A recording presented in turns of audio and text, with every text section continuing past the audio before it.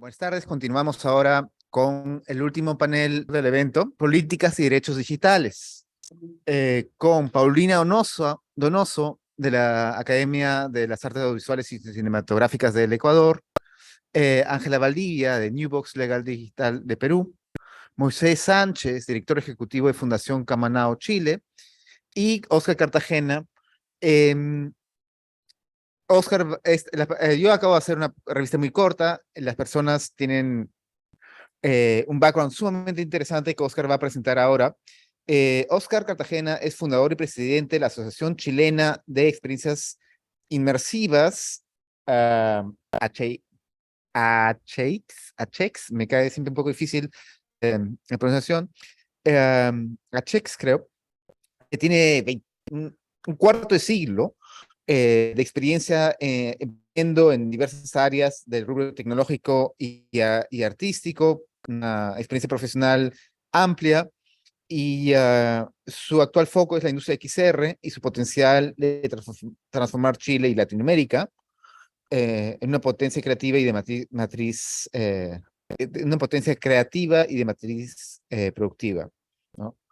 Dirige Augmented Experiences, una agencia boutique tecnocreativa, ¿no?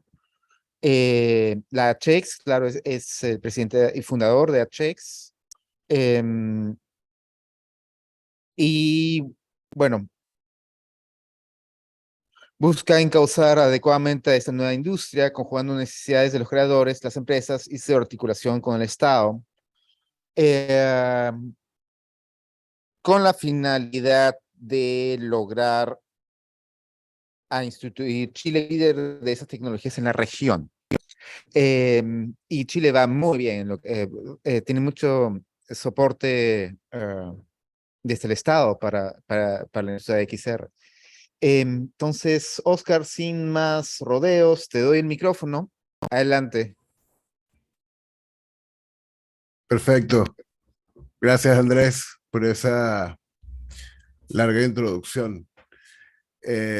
Buenas noches, buenas tardes a todos los presentes. Estamos aquí efectivamente, como comentaba Andrés, en nuestro panel de política y derechos digitales. Estoy acompañado de un grupo de personas increíble. Moisés Sánchez, director ejecutivo de la Fundación Camanau, periodista y abogado, si no me equivoco, muy metido de cabeza en la articulación regional de leyes y regulaciones, tanto en inteligencia artificial como en otras áreas de tecnología que tengan incidencia sobre la sociedad. Estoy también con Ángela Valdivia, que es la coordinadora de privacidad y tecnología y competencia en Newbox Legal Digital, abogada por la Universidad Católica de San Pablo de Arequipa y máster en análisis económico del derecho y las políticas públicas por la Universidad de Salamanca, España. Es especializada en protección al consumidor, propiedad intelectual, derecho de la competencia, protección de datos personales e implementación de programas de cumplimiento. Buenas noches, Ángela, gracias por estar acá. Y por último, Paulina Donoso, directora de Multimedia y Producción Audiovisual de la Universidad de las Américas, con 11 años de experiencia en enseñanza superior, una artista visual experta en storytelling y guión, así como dirección audiovisual. Tiene 3 años de experiencia dirigiendo el Festival de Realidad Virtual y Realidad Aumentada Multifest con la Alianza Francesa de Quito y el Festival New Images. Y es directora del proyecto de realidad virtual When Silence Talks, seleccionado por la industria de Metamorfosis Chile y ganadora del Grant XR Latam en Artisan. Miembro de la Academia de Artes Visuales y Cinematográficas del Ecuador y exdirectora técnica del Consejo Nacional del Cine del Ecuador. Bienvenida, Paulina, gracias por estar acá también. Entonces, bueno, estamos presentes los tres. La idea de este panel es que sea más, ojalá, una conversación sobre algunos temas relevantes.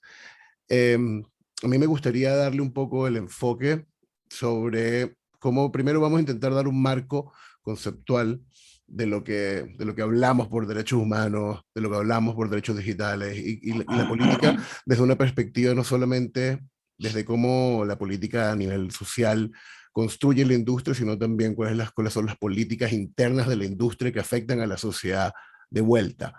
Ahí siento que hay dos enfoques sobre los cuales nos podemos enfocar. Entonces, me gustaría arrancar con Moisés, que creo que nos puede dar una info bien concreta sobre el tema de los derechos humanos en el mundo digital, partiendo por qué son, por qué importan y qué estamos haciendo en Latinoamérica al respecto, ¿no? Yo creo que partamos armando ese marco donde podamos construir los tres una idea de exactamente cómo se mueve el tema del derecho digital desde lo real a lo digital y sobre qué deberíamos estar viendo, ¿no? Bueno, Oscar, gracias por la invitación y felicitaciones por el evento que están organizando, que es muy importante para la región, sobre todo que tener una perspectiva desde Latinoamérica es crucial, dado que hay avances ya en otros continentes, pero que no necesariamente van a tener el mismo nivel de aplicación en nuestra región. Tal vez para tu pregunta, algunas líneas muy generales para favorecer más bien una conversación, un intercambio. Y es que el mundo de los derechos humanos ha tenido varias etapas, varios ciclos, desde los derechos humanos que vienen de las graves violaciones que ocurrieron en la Segunda Guerra Mundial hasta derechos humanos que son conceptualizados a partir de la irrupción de nuevas situaciones de los derechos económicos, sociales y culturales, los derechos ambientales, y más recientemente la irrupción tecnológica, que obviamente está planteando preguntas. Y lo que buscan generar los acuerdos de derechos humanos son respuestas desde estándares de lo que debe ser mínimamente respetado a nivel de derechos de las personas frente a la irrupción de estos nuevos escenarios.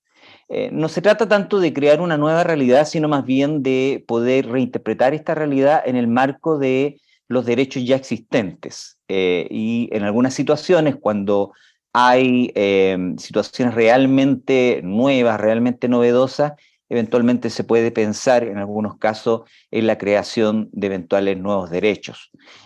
Todo eso tiene una formulación técnica que es bastante larga y compleja de explicar en este minuto, pero que en Latinoamérica se concreta en la Convención Americana sobre Derechos Humanos, en algunos acuerdos sobre derechos económicos, sociales y culturales, y también algunos acuerdos de otro rango, donde, que pueden ser leyes modelo, como por ejemplo en América tenemos la ley modelo de acceso a la información pública, que en el año 2010 marcó un cambio muy importante respecto de las obligaciones que tienen los estados de proteger ese derecho y de establecer también un órgano regulador.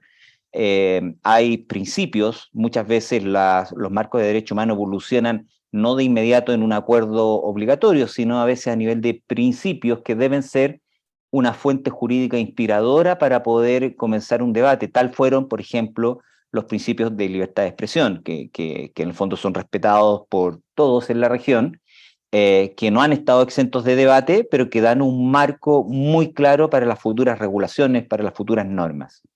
Y lo que ha sucedido es que muchas de las problemáticas nuevas, especialmente en materia de nuevas tecnologías, de plataformas tecnológicas, han estado asociados mucho a los debates de libertad de expresión. Y por ahí todas las conversaciones de moderación de contenido, regulación, neutralidad de la red y una serie de otras conversaciones que hoy día se alimentan de nuevas temáticas, como por ejemplo todo lo que está relacionado con las fake news, lo que está relacionado con lo que algunos llaman el derecho a la verdad, que bueno, es un tema bastante polémico.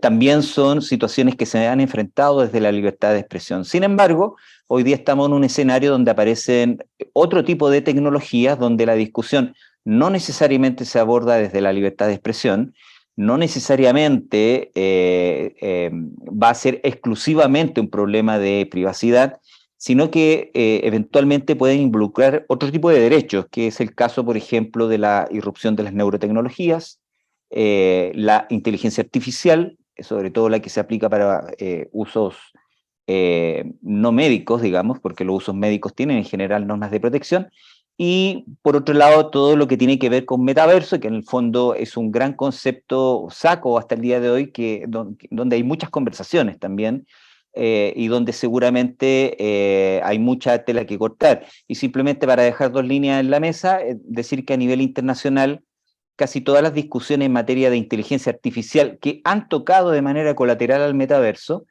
han puesto prioridad en un par de temas, que son personas con discapacidad y el problema que tienen los posibles impactos que pudiera tener esto en niños, niñas y adolescentes, lo que en el mundo de los derechos humanos se conoce como los NNA.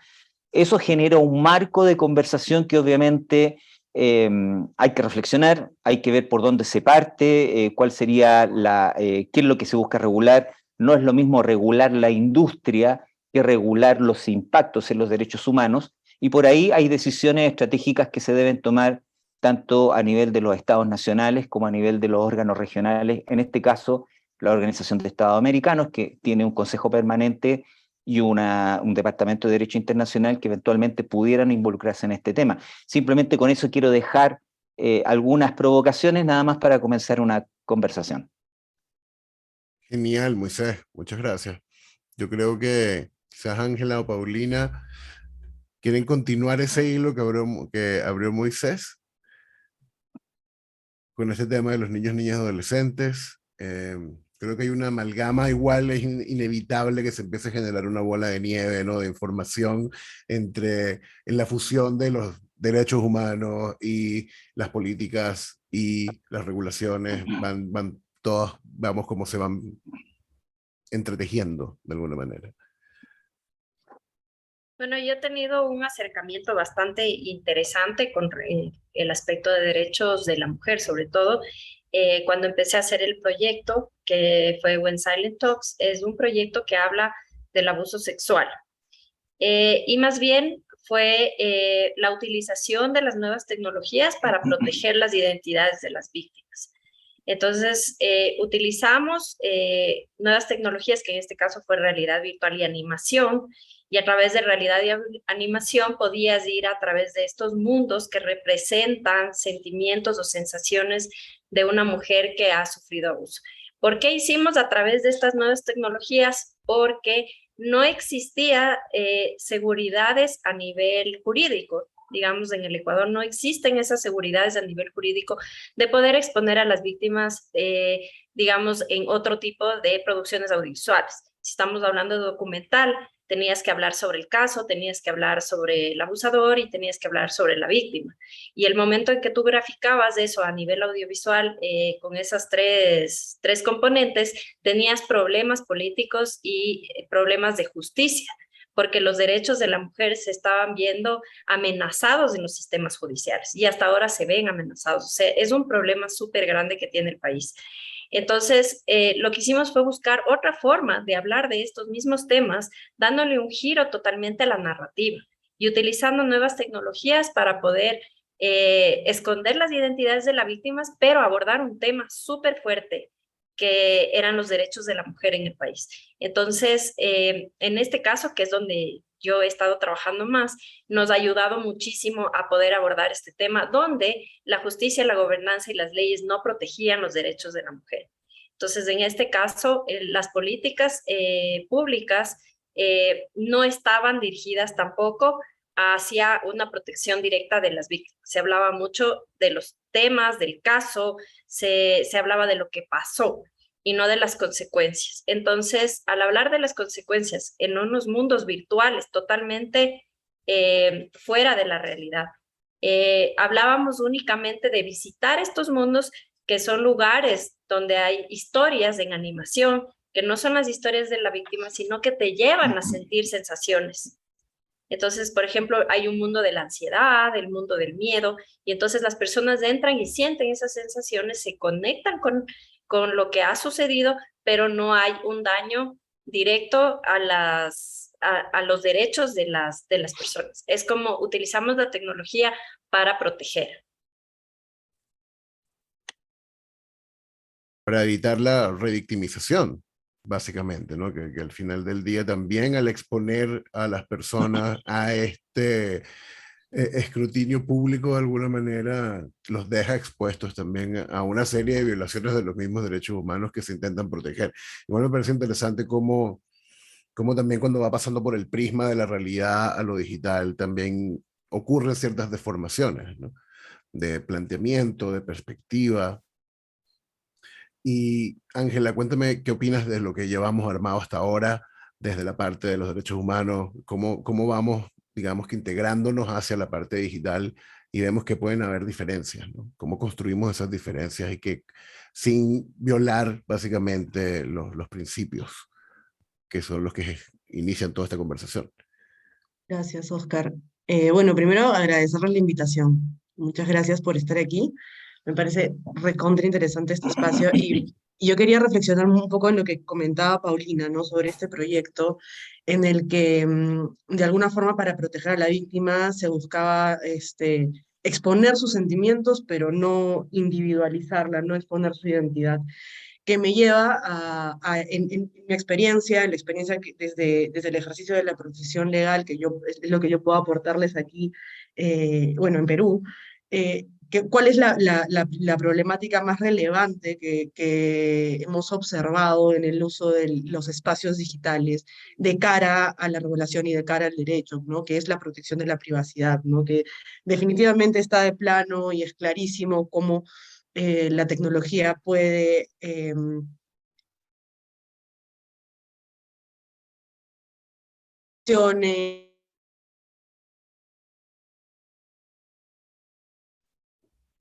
¿No? ¿Soy yo? No, No, creo tenemos solo que, ajá, un shock. Pucha, pero no soy yo entonces. Ok.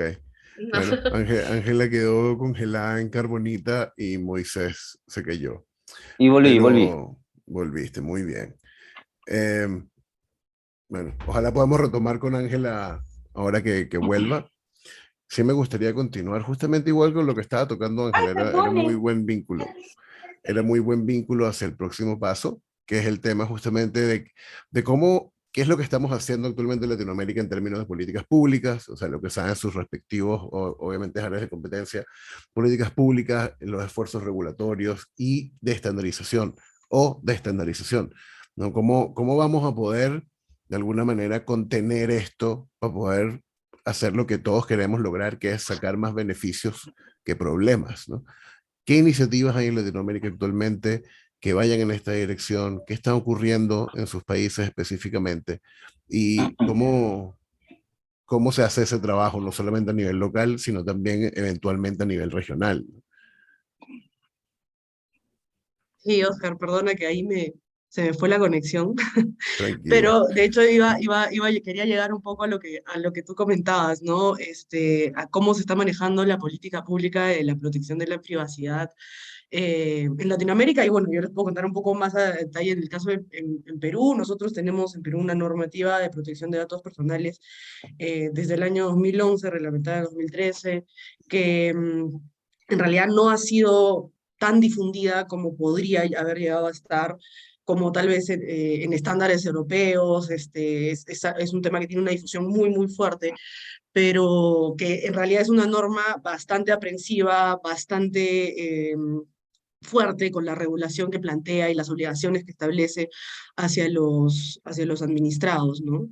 Y tenemos una autoridad que en este momento no es una autoridad con tanta autonomía como para generar un impacto muy fuerte en el enforcement de la norma, pero que viene creciendo y viene ya ampliando el espectro del control que va realizando sobre los administrados y en compañías en el sector digital, ¿no? Tenemos varias sanciones importantes que se han dado a plataformas digitales, no solo e-commerce, sino también plataformas de redes sociales, y sería muy interesante ver cómo nuestra autoridad puede llegar a interactuar con tecnologías como plataformas de tipo metaverso o de realidad virtual, ¿no? Porque es muy delicado la cantidad de data que se puede llegar a tocar a través de estas plataformas. Y bueno, también comentar como en Latinoamérica en realidad tenemos un poco similar el contexto. En la mayor parte de países de Latinoamérica tenemos normativas específicas sobre protección de datos personales. Hay por ahí algunos países que aún no tienen normas específicas para la protección, pero creo que en realidad hacia donde estamos avanzando es hacia este norte común, ¿no? De tener una región que adopte un poco, importando las políticas de protección que se han establecido primero en el esquema europeo, adecuándolas un poco a nuestra realidad y a nuestro contexto latinoamericano, ¿no? Que es básicamente la GDPR, ¿no? El General Data Protection Regulation, que igual ha sido interesante que no haya llegado todavía, ¿ah? Porque ya tiene un tiempo instituido, ya la mayoría de las páginas web ya están montadas en ese tren por obligación, entonces igual es interesante porque no ha llegado eso acá con más fuerza. ¿Tú por qué crees, Moisés? Bueno, el tema en sí mismo de la protección de datos es una discusión muy larga y muy profunda. La verdad es que no en todos los países existe la misma voluntad para generar normas realmente respetuosas del GDPR. O sea, creo que esa homologación todavía no está a un estándar latinoamericano uniforme y eso es un desafío que tiene que ver ya con cuestiones más bien nacionales. Ahí yo quiero plantear otra pregunta y es, ¿son suficientes las normas de protección de datos para abordar los desafíos de estas nuevas tecnologías? Son, a mi modo de ver, un punto de entrada muy importante, pero sin duda también no son, no son el marco que pueda regular de manera completa todos los impactos de estas nuevas tecnologías. Me explico. Por ejemplo, hay dimensiones que tienen que ver con los aspectos biomédicos, con aspectos éticos o de adicciones que no van a ser regulados por normas de privacidad. Hay temas que tienen que ver con el manejo informativo, discurso de odio, discriminación, que no va a ser manejado ni abarcado por normas de privacidad. Entonces, más bien, las normas de privacidad aparecen como una primera herramienta para intervenir en un mundo complejo, donde la primera reacción instintiva es proteger tu privacidad, tus datos, etc. Sin embargo, la primera afirmación es que esa protección va a ser cada vez más compleja porque la verdad es que las normas de protección de datos han sido construidas para una categoría de datos que están hechos con otra lógica que puede ser distinta de las que se obtienen, por ejemplo, mediante dispositivos neurotecnológicos, que uno toma frecuencias cerebrales, qué sé yo, y que no necesariamente son un dato personal, al estilo de un número de identidad, tu dirección personal o tus preferencias sexuales, que son datos sensibles, etcétera. Hay datos biométricos, por ejemplo, tus expresiones, los movimientos de tus ojos, que van a connotar, por ejemplo, un comando o una acción en un mundo inmersivo, por ejemplo, de qué manera se compatibiliza eso. Sé que hay agencias que están trabajando en ver cómo eso se puede compatibilizar. La Agencia Española de Protección de Datos está haciendo un trabajo en esa materia y creo que ya ha sacado algunos adelantos y probablemente sea un buen punto de partida. Ahora la pregunta es, ¿qué hacemos con el resto de las problemáticas? Y ahí creo que hay una dimensión que hay que mirar bastante bien, y es que estas realidades inmersivas son un conjunto de tecnologías, no es solo una tecnología. Están las neurotecnologías, están la Web3, está la inteligencia artificial, e incluso están todos los desarrollos que se están haciendo desde la biomedicina, la edición genética, el CRISPR, que eventualmente a través del biohacking pueden generar experiencias aún más inmersivas, es decir, intervenir tu cuerpo para acercarlo de alguna manera a la máquina. O sea, esa convergencia humano-máquina es parte de la problemática que se debe abordar.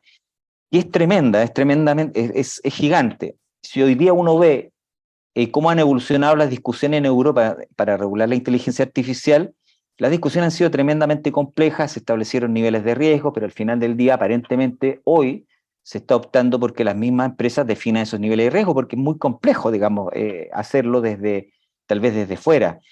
Y ahí viene la pregunta del millón, ¿qué es lo que hacemos y qué regulamos? Entonces tú tienes varias opciones. Tienes la opción de dar marcos generales, que son las opciones que han adoptado España con la Carta de Derechos Digitales, la opción que adoptó hace muy poco México, proceso en el cual tuvimos la posibilidad de colaborar con la Fundación Camanao, que es la Carta de Derechos de la Persona en los Entornos Digitales de México, que fue lanzada hace nada, 2 semanas, que incorpora no solo los temas tradicionales de plataformas, sino también los temas de neurotecnología, por ejemplo, y otros temas que tienen impacto en metaverso.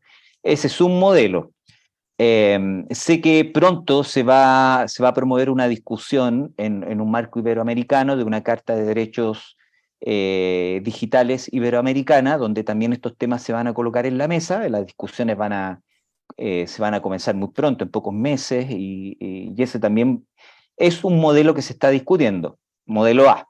Modelo B es decir, bueno, apostemos a normas un poquito más, con más fuerza jurídica, no estos marcos generales que son más bien normas inspiradoras, y ahí hay un espacio muy interesante que se abre en el Comité Jurídico Interamericano de la OEA, que el año 2021, en agosto, emitió una declaración muy importante sobre neurotecnologías y derechos humanos, que generó un impacto mundial muy importante, porque de hecho eso motivó a que el Consejo de Derechos Humanos de Naciones Unidas, o sea, una entidad tremendamente global e importante, sacara una resolución sobre el tema hace poquitos meses, hace como 3 o 4 meses atrás, en el mes de octubre, donde comprometió hacer un análisis completo del impacto de estas neurotecnologías y de otras tecnologías disruptivas para ver cómo regularla. Entonces ahí también se abre otro sendero que apunta hacia una regulación un poquito más dura, pero a un nivel todavía de miremos qué está pasando. Y en esa misma línea también hay una posibilidad abierta de que el mismo comité jurídico, en conjunto con la Comisión Interamericana de Derechos Humanos, comience a abordar los temas que tienen que ver con los impactos en personas con discapacidad, en temas de género y también en niños, niñas y adolescentes en lo que son los espacios metaversales, por llamarles de alguna forma, ¿ah? Porque estas realidades inmersivas claramente están generando un problema. Y para terminar, simplemente decir que todas estas tecnologías tienen dimensiones que son súper positivas. Yo creo que todas las personas las han destacado y generalmente son usos que tienen que ver con usos médicos, con mejorar nuestra calidad de vida, con una serie de situaciones que hacen de que podamos vivir mejor. Y en eso creo que no hay ningún cuestionamiento. El cuestionamiento está simplemente en ver aquellos sectores que se exponen a un alto riesgo en caso de que no exista una norma reguladora. Y creo que ahí volver a insistir en el tema de los niños, niñas y adolescentes es tremendamente importante, porque nos tocó verlo en el Consejo de Derechos Humanos, que estuvimos en esa reunión, que la mayor parte de los representantes de los estados lo que más les preocupaba eran dos cosas: niños, niñas y adolescentes y personas con discapacidad. Entonces, al final del día, puede ser una buena estrategia que, en vez de pensar, por lo menos en nuestra región, de regular todo lo que significa el metaverso, empecemos a generar consenso en aquellos temas donde creo que todos estamos de acuerdo, que es proteger a estos grupos que son especialmente sensibles. Y por supuesto con una perspectiva de género. Genial, genial. Sí creo que además también esto nos lleva de la mano un poco del próximo tema, porque hemos un poco estado hablando desde cómo lo social o lo macro afecta a nuestras tecnologías, ¿no? Afecta los desarrollos, afecta los desarrollos futuros, afecta también en cierto aspecto a la accesibilidad que podemos tener a ciertos dispositivos, y por eso es súper importante la existencia de la representatividad, ¿no? Porque como que hay varios puntos acá, ¿no? Un punto es que para que la problemática sea una problemática tiene que existir y se tiene que visualizar o visibilizar, en realidad, que es el trabajo quizás del justamente la representatividad. Y de ahí viene entonces unas futuras conversaciones hacia un proceso de estandarización o legislación. Pero esto también nos lleva a la contraparte de qué es lo que hay que hacer en los sistemas, en la creación, en la estandarización, desde lo que desarrollamos las experiencias, desde los creadores de contenido. ¿Sabes? Como cuáles son los sistemas de gobernanza digital que podemos implementar, si es que tienen ese nombre. También todo lo que hacemos hoy en día, en gran medida, y esta representatividad que mencionaba, depende también de un tema de comunidad. Cómo establecemos comunidades que promuevan los aspectos positivos de las tecnologías, y minimicemos los riesgos de las conductas poco éticas y todo eso. Y Paulina, me gustaría saber cuál es tu enfoque con esta otra parte, ¿no? De la gobernanza, desde la parte de los creadores, que es súper importante. ¿Cómo hacemos que los creadores se autorregulen por alguna manera? Porque es como el único camino que veo posible. Bueno, aquí las nuevas tecnologías en el país empezaron raramente desde la academia. Entonces, la vista formal de la parte de investigación, nuevas tecnologías, aplicabilidad en las aulas y los mismos estudiantes generando estos contenidos, como que avanzó hacia los procesos, hacia el gobierno. Y esta es la primera vez que el gobierno decidió hacer el primer clúster de industrias creativas. A partir de eso, incluyendo las nuevas tecnologías dentro de las industrias creativas, que es un punto súper importante. Entonces, ahorita justamente estamos hablando de cómo van a ser los objetivos a mediano y largo plazo, incluyendo estos, digamos, de estas partes en donde se unen las empresas, las discusiones de las empresas, junto con el gobierno y junto con la academia. Entonces, al haber sido parte, digamos, haber iniciado desde una parte académica en el país, es como que un poco eso ha estado implícito, ¿no? De que los creadores tengan su responsabilidad ética, porque es algo que va desde las aulas, ¿no? De las universidades. Ahora, dentro de las empresas igual hay la discusión de que los creadores tienen que tener conciencia social, seguir las reglas igual de las nuevas gobernanzas y las nuevas políticas públicas que pueden haber, porque en el momento, ahora en el Ecuador no existen políticas públicas para nuevas tecnologías. Recién es como que empezaron con la economía naranja, se habla de una digitalización del sector, pero todavía no hay políticas públicas claras sobre el uso.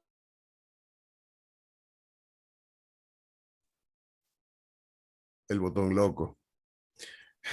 Sobre las políticas públicas, bueno, ahora retomamos con Paulina. Quería aprovechar, Ángela, y preguntarte, desde esta perspectiva que estábamos tocando ahora, ¿cómo ves tú el tema de la gobernanza interna de estos espacios metaversales, ¿no? ¿Cómo sería, quizás en un ejercicio hipotético, una estructura de gobernanza dentro de un espacio metaversal y qué tanto se distancia de lo que es una estructura de gobierno real, ¿no? Cómo generas leyes, estándares, límites y consecuencias a la violación de esas reglas, ¿no?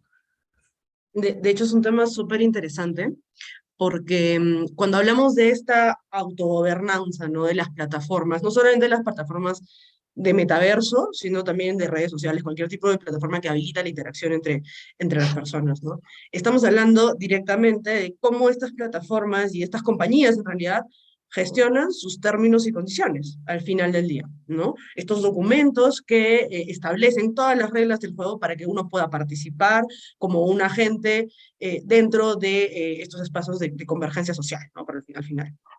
Entonces, estos documentos en realidad se plantean unilateralmente por las plataformas y hay muchas cosas que decir al respecto. ¿Por qué? Porque inicialmente uno los podría ver como documentos que se plantean de forma completamente libre, hasta podría decirse que hasta autoritaria, ¿no? De la plataforma, porque uno como usuario tiene que aceptarlo, si no, no puede participar. Sin embargo, en realidad estos documentos no es que estén exentos de la fiscalización ni de la regulación de los estados, ¿no?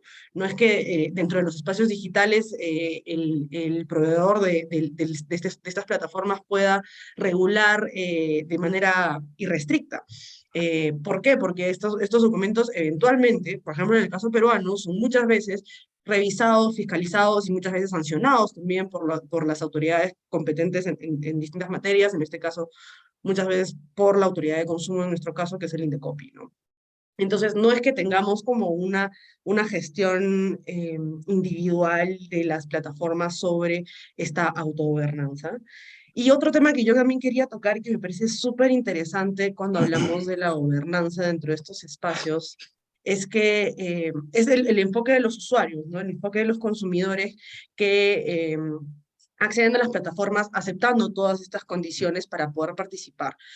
Porque creo que o sea, todos lo tenemos internalizado, nadie lee estos documentos, no son documentos que sean amigables, ¿no? Para la comprensión del usuario, no son documentos que se diseñen para ser en realidad leídos, revisados y asumidos, ¿no? Por el usuario para gestionar su comportamiento dentro de la plataforma. Entonces, ahí también tenemos como un espacio en el que también el Estado podría plantear acciones de mejora, ¿no? Para los proveedores de plataformas digitales. porque sí necesitamos usuarios que estén pues completamente informados, que se puedan involucrar en cuáles son las normas de conducta para poder mantenerlas y socializarlas y que realmente surtan efectos, ¿no? Porque finalmente el proveedor de las plataformas digitales va a poder establecer sus medidas, ¿no? De exclusión, de veto, no sé, sanciones a los usuarios para impedir que incumplan estas normas, pero si las normas no son socializadas, no son asumidas por los usuarios a través de distintas maneras que podemos aplicar para que los términos y condiciones no sean estos documentos durísimos, gigantes, llenos de palabritas que nadie quiere entender, ¿no? Utilizando Lean Design, utilizando, no sé, tantas herramientas, ¿no? Que el New Law nos ha traído a colación para acercar lo legal y acercar justo este tipo de documentos hacia las personas, ¿no? Entonces, ahí yo veo una brecha importante y un espacio en el que tanto Estado como las plataformas mismas eh, pueden estar implementando algunas cosas para mejorar su relación en la gestión interna de la plataforma, ¿no? Yo tengo una apreciación de este tema y que ahí veamos quién arranca con esto. De básicamente cómo, viéndose el futuro, cómo podemos evitar un estado anárquico en el metaverso. ¿Cómo hacemos que esto que se está construyendo ahora y que estamos armando no sea un lugar exento de ley, digamos, que genere y que sea, o que sea un espacio fértil para la radicalización, que es un poco lo que vemos hoy también con las redes sociales, ¿no? ¿Cómo podemos intentar mitigar esto? Tremenda pregunta. Tremenda. Mira, sí, no quiero dar una respuesta, sino tal vez ser explícita la complejidad del problema. Si uno ve lo que ha pasado con la Web 2, que nace con una narrativa de libertad, de democracia, etcétera, y que sin embargo hoy día vemos que se transforma en el principal canal donde redes sociales y otras grandes compañías en el fondo capturan nuestros datos y nos vuelven adictos en cierta manera a ciertos comportamientos. eh, Te das cuenta de que esa narrativa no se cumplió. Si también miras las narrativas de las redes sociales, que en alguna época también fueron consideradas como espacios de libertad, espacios de autodesarrollo, de eliminar esta opresión de los estados sobre los ciudadanos, de generar una igualdad entre el ciudadano y el Estado, al final del día te das cuenta que eso no ha pasado mucho. El mismo caso de Elon Musk, que por ahí algunos dicen que lo que está haciendo tiene cierta lógica, yo todavía no veo cuál es la lógica del punto de vista de lo que nos conviene a los ciudadanos. Te das cuenta de lo que él hace, básicamente, bajo esta narrativa de libertad, exponer a una red social a una serie de comportamientos que hoy día la tienen con niveles de contenidos que son abiertamente abusivos, mucho más de lo que tenían cuando estaban con sistemas de moderación. Ahora, dicho eso, la otra pregunta que viene ¿son los sistemas de moderación de compañías liderados por las propias empresas el modelo más adecuado? Y ahí viene una gran pregunta. Una gran pregunta porque en el fondo las compañías funcionan como un black box, como una caja negra, y por lo tanto en la práctica no puedes saber cómo funcionan, y son las mismas compañías, las grandes compañías, las que tienen que generar esas definiciones. Pero pasó que hace 2 semanas atrás el mismo comité revisor de decisiones de Facebook, que está encargado de revisar algunas situaciones problemáticas en términos de moderación de contenido, que es un comité independiente, sacó un informe diciendo que los esfuerzos de Facebook estaban siendo ineficientes para lograr eso. O sea, Facebook genera un mecanismo con autonomía y ese mismo mecanismo le dice, señor, lo que está haciendo no funciona. Entonces, si lo que hacen las compañías no funciona, si nosotros no podemos ver en este marco de caja negra lo que pasa, es un problema tremendo, o sea, donde incluso el tema pasa un poquito más allá de las regulaciones. Es un problema estructural. Ahora, hay una promesa de la Web3 que apunta justamente a evitar que la Web3 sea colonizada y dominada por algunas compañías y en el fondo sean muchas personas las que democráticamente puedan tener un rol de creación colaborativa, qué sé yo, una cosa más democrática, una narrativa similar, pero habrá que ver, habrá que ver.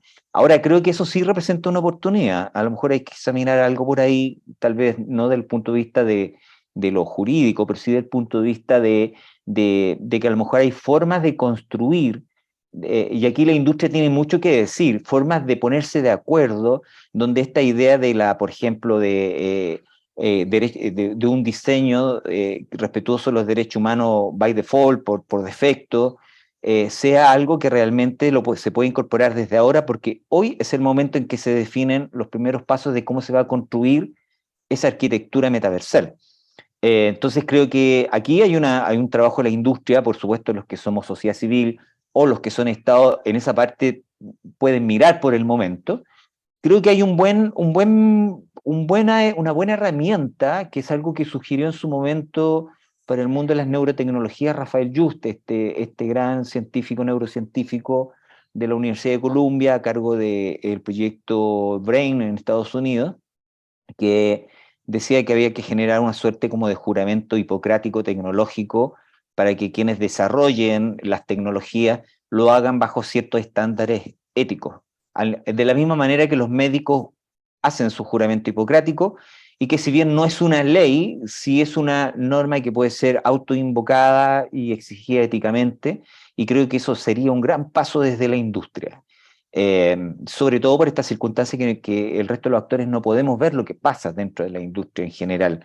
Y por lo que he sabido, y aquí ustedes me corregirán, es la misma industria, las mismas empresas también tienen dificultades para saber qué es lo que viene en los paquetes que les venden otras compañías. Entonces también ahí hay una cosa como de ver hasta dónde queremos que opere la transparencia en este mundo, que la transparencia podría ser también otro punto importante a abordar. Dejo simplemente elementos para discusión, creo que el tema es súper complejo. Lo es complejo porque tiene muchas aristas, ¿no? Sí. Pero también este planteamiento nos deja un poco expuestos a caer en un sistema de puntos, como en China, por ejemplo, ¿no? También, también un poco la tokenización de nuestras personas a través de lo que viene a ser esta idea del ownership con la Web3 puede ser también ir en una mala dirección, ¿no? Claro. Entonces, quería retomar un poco el tema básicamente el autocontrol del creador, porque hay un tema que también donde los que creamos contenido que después es utilizado por el público general, también caes en espacios donde tú no tienes control de lo que hacen los usuarios con lo que tú construiste. Quizás, Paulina, tienes un poco de experiencia en eso, en lo que tú has visto en el uso, porque muchas veces uno construye algo para algo y termina siendo usado para otra cosa, porque hay humanos de por medio. Y ahí es donde está un Exacto. poco el tema. Justo quería abordar justo eso, lo que dices tú, Oscar. Somos humanos y como humanos también tenemos muchísimos defectos como sociedad y cosas muy buenas también. Pero hablamos del metaverso o he estado en algunas discusiones de que el metaverso es el próximo Internet. Entonces, igual, al igual cuando el Internet recién salió, al inicio, todo el mundo había la discusión de que el Internet iba a conectar personas desde un lugar hacia otro. Y la idea de hacer el Internet era muy buena y tiene cosas muy positivas del Internet, pero asimismo tienes cosas súper negativas en el Internet. Entonces tienes un montón de cosas que afectan, tienes pornografía, tienes un montón de deep web, con cosas súper oscuras y densas que son creadas también por los propios humanos. Y entonces en ese sentido no has podido regular completamente la forma de que el Internet sea un lugar seguro. Y hablando de los derechos, y muy claro por qué se preocupan por los niños, las adolescentes y todo, el Internet se ha convertido en un lugar donde un niño o un adolescente puede ser blanco fácil de muchas cosas que son negativas. Entonces, de igual manera, estamos hablando de un metaverso que es nuevo Y tal vez en cierta forma yo pienso que los gobiernos o las entidades, o como decía Ángela, las mismas empresas o las instituciones donde son las aplicaciones, las plataformas, deberían como que regresar a ver hacia el pasado y ver qué fue lo que hicimos mal o qué fue lo que se quedó descuidado dentro de este Internet y qué es lo que podríamos mejorar a futuro para que los derechos sean protegidos. Y yo entiendo muy bien lo que decía Moisés, de que sí, es una preocupación general, porque los niños, niñas y adolescentes están muy vulnerables porque todavía no tienen el criterio para discernir si les están haciendo daño o se están acercando a ellos en una manera de querer algo diferente o sacarles información o tratar de sacar una cita física por una persona que les está acechando. O sea, todavía no tienen un criterio de información y también todo lo que sale en el Internet, ellos absorben como que es algo que es real. Entonces no tienen discernimiento entre lo que no está bien y lo que puede generar un peligro. Y yo creo que ahí está la discusión realmente de si vamos a hacer un metaverso y vamos a hablar sobre seguridad en este metaverso, es regresar a ver qué hicimos mal con el Internet en realidad y qué hicimos mal con las plataformas que no han protegido los derechos de los niños, niñas, adolescentes, incluso los derechos de personas con discapacidad que decía Moisés, ¿no? ¿Qué fue lo que pasó y qué fue lo que hicimos mal? Y yo creo que tal vez ese es el punto de partida de decir, esto sucedió en el Internet y si el metaverso es el nuevo Internet, deberíamos pensar en qué seguridades les vamos a dar en este nuevo espacio, que pretende ser mejor que el anterior. Muy buen punto. Y Ángela, te quería tirar la pelota a ti ahora, justamente construyendo encima de esto que menciona Paulina, es justamente cómo seguimos construyendo esto hacia adelante en términos de darle un poco de estructura, porque siento que la única manera es intentar mitigar estos problemas que van a existir, porque existen en la sociedad. O sea, son temas con los que vivimos en el mundo real y que no han sido controlados en el mundo real, menos aún en el mundo de Internet, que ha tenido una historia de legislación súper corta, ya considerando que esto está desde el 95 en adelante como de acceso público. Eh, ¿Cómo vemos esto? ¿Cómo vemos esto que ahorita estamos, imagínate, empezando lo que será la próxima ola metaversal, donde en realidad esto se va a empezar a infiltrar en múltiples áreas de nuestras vidas, etc., etc. O sea, ¿cómo vemos eso y plantear la realidad si es que es viable siquiera este planteamiento? Porque en la práctica no lo hemos logrado hacer, y no lo hemos logrado hacer históricamente como especie, ¿no? De limitar a la maldad, por así decirlo, o la distorsión a la que nos vemos hoy en día expuestos. Pero creo que hay una mezcla, ¿no? Entre una parte de regulación, obviamente externa, regulación interna, pero también regulación por parte de los creadores, que al final del día son los que hacen las bases fundamentales para que todo lo demás ocurra. O sea, tanto las tecnologías como las personas que crean estos espacios son habilitadoras de ciertas condiciones. Sí, es que, claro, la promesa principal de este metaverso, ¿no? Es que la realidad humana, física que hemos creado en el mundo va a tener una realidad equiparable en el metaverso. Y nos vamos a llevar todos nuestros problemas hacia allá, todos nuestros problemas como sociedad, ¿no? Y claro, podemos verlo, yo creo, desde el punto de vista de el gobierno puede empezar a regular, podemos autogestionar una regulación desde las plataformas, porque vamos a tener como plataformas cierto control sobre los usuarios, pero a veces creo que hay respuestas que no van a venir directamente de cómo nos hemos manejado hasta ahora como sociedad, que es a través de leyes, a través de regulación, sino tal vez directamente desde la tecnología, ¿no?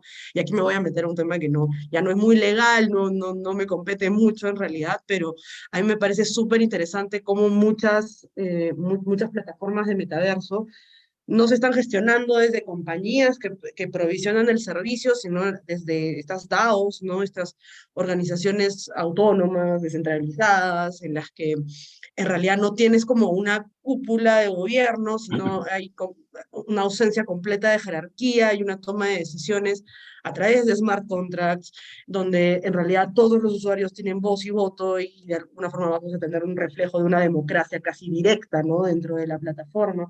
Súper interesante que, o sea, yo creo que en realidad nuestras herramientas, las herramientas que viene usando la sociedad para regular los conflictos humanos, tienen las limitaciones que ya conocemos, ¿no?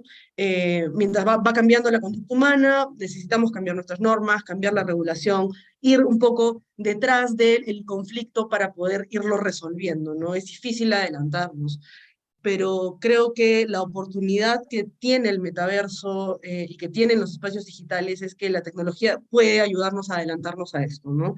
Puede establecer formas de gobierno y formas de actuación que no son las que tenemos por limitaciones físicas dentro de la realidad humana, sino que este ejemplo de las DAOs para mí es fantástico porque habla de cómo en realidad podemos gobernarnos sin establecer estas pirámides humanas de jerarquía de toma de decisiones, ¿no?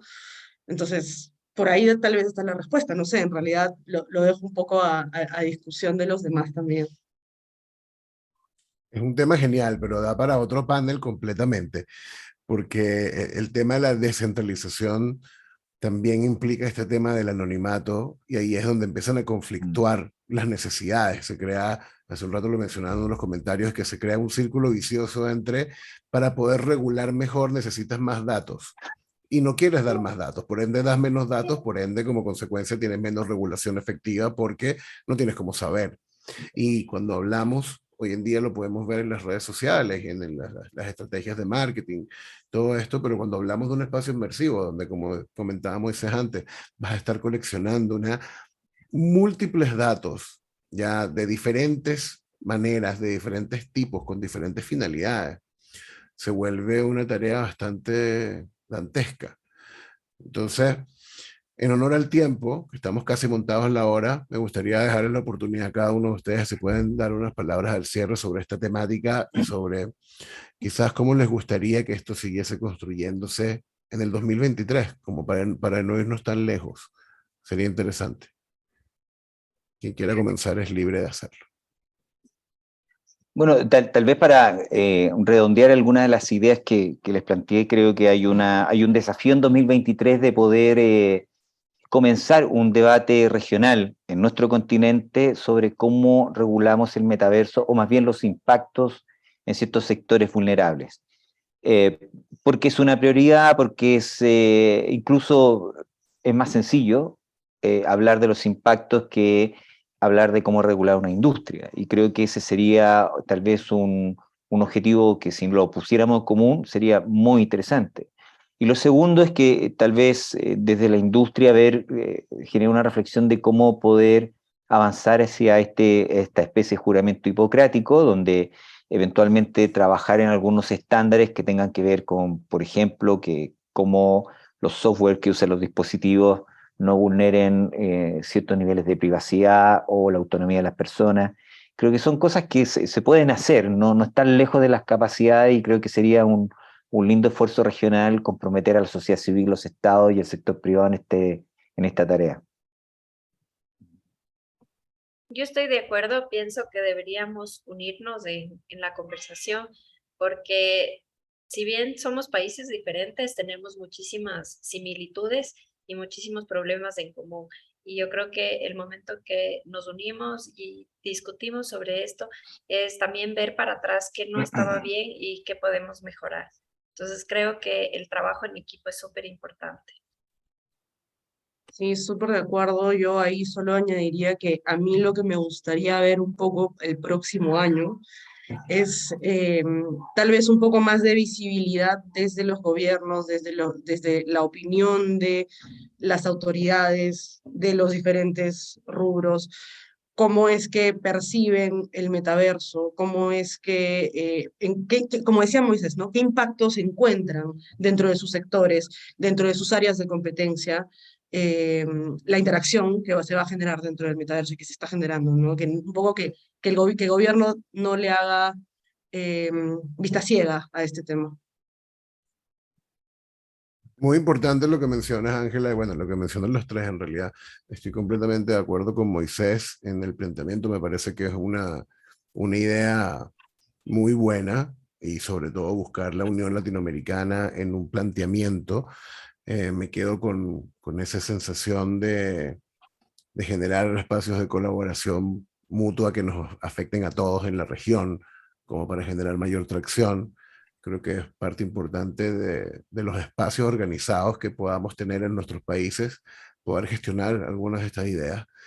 Y también con lo que comentas, Ángela, hay un tema ahí de también cómo generar esta visibilización, ¿no? Cómo hacer visible las oportunidades y no solo las problemáticas, ¿no? A los diferentes países, sobre todo cuando estamos hablando de que Latinoamérica, y perdona que me extienda un poco más porque me dijeron que teníamos el último panel, así que podíamos no terminar en horario alemán. Eh, pero hay un tema, nosotros en nuestros estados tienen una serie de problemáticas demasiado más contingentes que atados tecnológicos que vienen a ser en una terminología de meme un first world problem, ¿no? O sea, aquí todavía estamos viendo siquiera cómo resolvemos el tema del acceso, cómo resolvemos el tema, aún hablamos de alfabetización digital, como algo que hay que hacer, transformación digital. O sea, siento que estamos todavía dos cambios adelantados nosotros en la industria a lo que la sociedad ha logrado a través de harto esfuerzo, porque hay harto esfuerzo detrás de esto, y todavía seguimos teniendo varias falencias. Entonces, ¿qué creen ustedes, aprovechando este impulso, o cuál sería el camino que consideren apropiado para que los países de la región puedan percibir los beneficios de esto y le presten más atención? Y cómo también, no solamente percibir los beneficios, sino cómo demostrarles eh, los posibles contratiempos de los cuales debemos protegernos, sobre todo sumando la última toque de sal de que somos el último eslabón de la cadena de la penetración de estas tecnologías en el mundo. Entonces tenemos mucho que aprender de otros atrás. ¿Sabes? ¿Cómo hacemos también que se genere esta transferencia de información y de experiencia de otras regiones a nuestro propio proceso latinoamericano? Y aquí sí le pueden dar duro. Bueno, quiero tal vez poner el acento en el tema en el concepto de transferencia, ¿ya? Porque creo que en estos temas en las discusiones que existen hoy día, que son principalmente de inteligencia artificial, eh, no es claro que esas discusiones vayan a tener una influencia global. De hecho, hace poquitos meses Estados Unidos sacó su blueprint, que es como su estrategia de derechos y de regulación de la inteligencia artificial para Estados Unidos y por lo tanto también para su área de influencia, de alguna manera.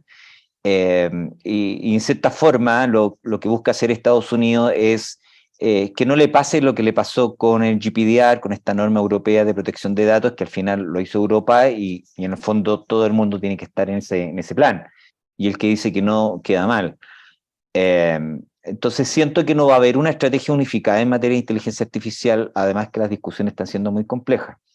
Y tal vez en ese sentido Latinoamérica está quedando huérfanos de una regulación y a lo más que tal vez podemos aspirar son a normas o conceptos de tipo ético, que ya UNESCO ha trabajado en eso, que son bastante positivas, pero que distan de ser una regulación. Por lo tanto, estamos en un escenario de una Latinoamérica que, como bien decía Oscar, está recién solucionando los problemas de acceso, que difícilmente va a regular lo que es inteligencia artificial, y que por lo tanto, en cierta manera, va a ser como un Far West regulatorio, y ahí es donde las conductas depredatorias de algunos actores pueden ser muy preocupantes. Y eso me llama a la idea de que es necesario juntar esfuerzos para poder avanzar en regulaciones que realmente aborden temas que desde Latinoamérica sí podemos hacer. ¿Y qué es lo que sí podemos hacer desde Latinoamérica? ¿En qué sí tenemos experiencia y en qué sí tenemos un liderazgo frente incluso a los avances de Europa? Es en los derechos humanos. O sea, la experiencia de derechos humanos latinoamericana es reconocida a nivel mundial. tenemos en algunos temas estándares mucho más altos que los europeos, que es lo que pasa en materia de información pública, por ejemplo, que América está mucho más arriba. Otra conversación es cómo se aplica en cada país, pero lo cierto es que hay un marco general y de alguna forma después lo que queda es exigir que los países cumplan. Veo muy difícil que los países desde sí mismos, desde sus propias preocupaciones de lo cotidiano, puedan avanzar en normas de este tipo, y tal vez puedan haber comportamiento episódico, de repente algún presidente que le gusta el tema y que se inspire, pero después viene un cambio de mando y la cosa queda un poco ahí en el camino, que es lo que pasó en varios temas. Así que creo que hay un desafío muy grande de tomar la posta y decir, en Latinoamérica sí podemos hacer algo que sea de relevancia regional y también global, porque tenemos las herramientas y las capacidades para hacerlo, incluso las capacidades técnicas, por lo que entiendo. Por lo tanto, yo diría que manos a la obra y no esperar tanto la transferencia de lo que venga de Europa, porque eso va a ser muy complejo.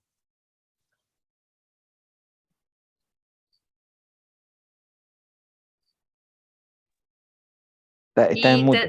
Oscar, estás ajá, en mute. Sí. tener estos espacios creo que también son súper importantes y en eso le agradezco a Andrés porque son espacios en donde puedes juntar muchas personas con distintos puntos de vista que pueden llegar a formar acuerdos. Y yo creo que ahí va, ¿no? Desde los espacios del networking y de estar todos juntos y de cómo buscar un bien común en donde los gobiernos se tienen que sumar cuando ya las voces desde la academia y las empresas son súper fuertes. Sí, y yo ahí añadiría un poco que, claro, en este momento para los gobiernos latinoamericanos, este es un problema del futuro, no es un problema que a abordar en el presente.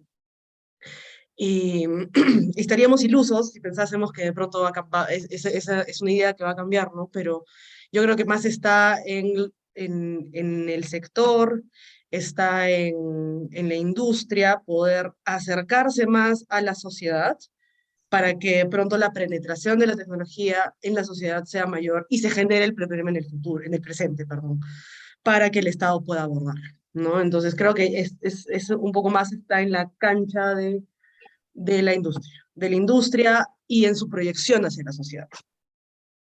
¿Perdona?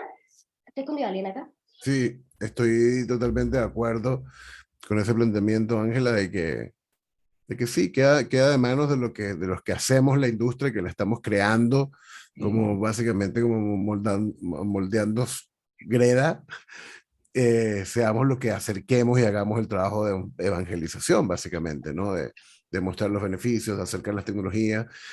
Pero yo también quisiera agregar el punto de que siento que hay una manera de plantear la industria frente a las fuerzas políticas que hace más sentido que otras.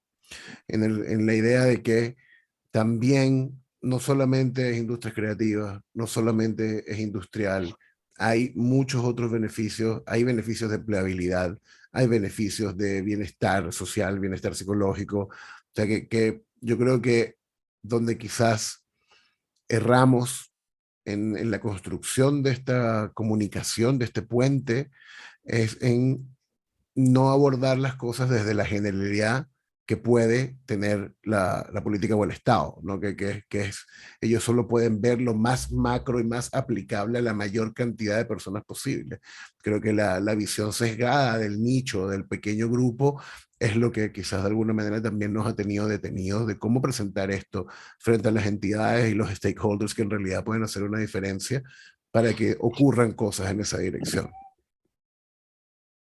Entonces, bueno, ya dando cierre con mi última presentación de la noche, les agradezco demasiado, Moisés, Ángela y Paulina, de haber compartido conmigo y con nosotros, los que estamos presentes hoy, y ojalá los que nos vean en el futuro, esta conversación tan edificante sobre estos temas que son tan relevantes en el desarrollo de la industria latinoamericana, en el desarrollo de nuestra posición dentro de la industria global también, y cómo estos espacios, también agradezco a Andrés por la invitación, son tan importantes para generar estas iniciativas que tengan incidencia sobre un futuro de políticas públicas que tengan que ver con nuestra industria y que sean beneficiosas para la sociedad. Creo que siempre considerando el human-centered design y el aspecto holístico que tiene nuestra industria tecnológica, que es habilitante de muchas cosas. Entonces, bueno, soy Oscar Cartagena, les agradezco a todos la atención y por supuesto que a todos los que nos acompañaron en esta velada. Muchas gracias. Muchas gracias. Muchas gracias. Gracias, adiós. Adiós.